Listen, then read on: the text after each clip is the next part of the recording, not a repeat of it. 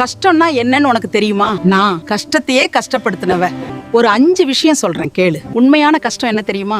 இல்லாததை ஏங்கி இருக்கிற சந்தோஷத்தை விடுறதுதான். குடிசையோ மாளிகையோ நிம்மதியா தூங்குறவன் தான் உண்மையான மகராசன். ஏழைக்கு பசி அடங்கலங்கிறது கஷ்டம், பணக்காரனுக்கு நிம்மதி கிடைக்கலங்கிறது கஷ்டம்.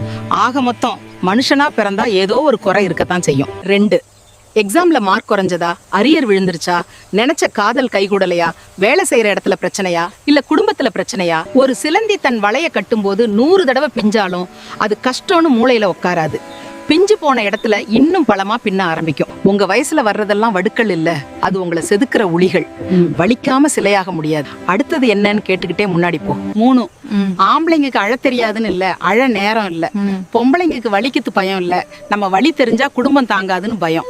குடும்பத்துக்காக ஓடுறது, குழந்தைங்களுக்காக வாழ்றது தியாகம் இல்ல, அது ஒரு கர்வம். ஓயாம உழைக்கிறதுக்கு பேர் கஷ்டம் இல்ல, அதுக்கு பேர் பொறுப்பு. பொறுப்பை சுமையா பார்த்தாதான் வலிக்கும், அதையே வரமா பார்த்தா வாழ்க்கை ஜெயிக்கும்.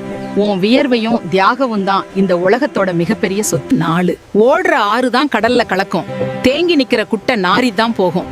கஷ்டம் உன்னை கூர்மைப்படுத்துற சாணைக்கல். நீ தேயறேன்னு நினைச்சா காணாம போயிடுவ, கூர்மையாகிறேன்னு நினைச்சா ஜொலிப்ப. உன்னை மட்டம் தட்டுறவங்கள உன் வளர்ச்சியை வச்சு மட்டுமே பழிவாங்கு. 5, கஷ்டத்தை ஏன் தலையில தூக்கி வச்சு கொண்டாடுறீங்க? கஷ்டங்கிறது ஒரு விருந்தாளி மாதிரி.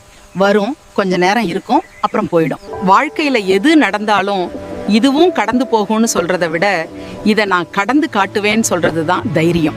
கை கால் நல்லா இருந்து மூளை வேலை செஞ்சோம் சோம்பேறியா உட்காந்துக்கிட்டு எனக்கு மட்டும் ஏன் ஆண்டவன் கஷ்டத்தை கொடுக்குறான்னு புலம்புறியே, அதுதான் உண்மையான தரித்திரம். இனிமே உன் அகராதியில கஷ்டங்கிற வார்த்தையே இருக்கக்கூடாது. நான் சொன்னது உரைச்சிருந்தா, இனிமே எதையும் தாங்குற தெம்பு வந்திருந்தா கீழே கமெண்ட் பண்ணு. நோ கஷ்டம்.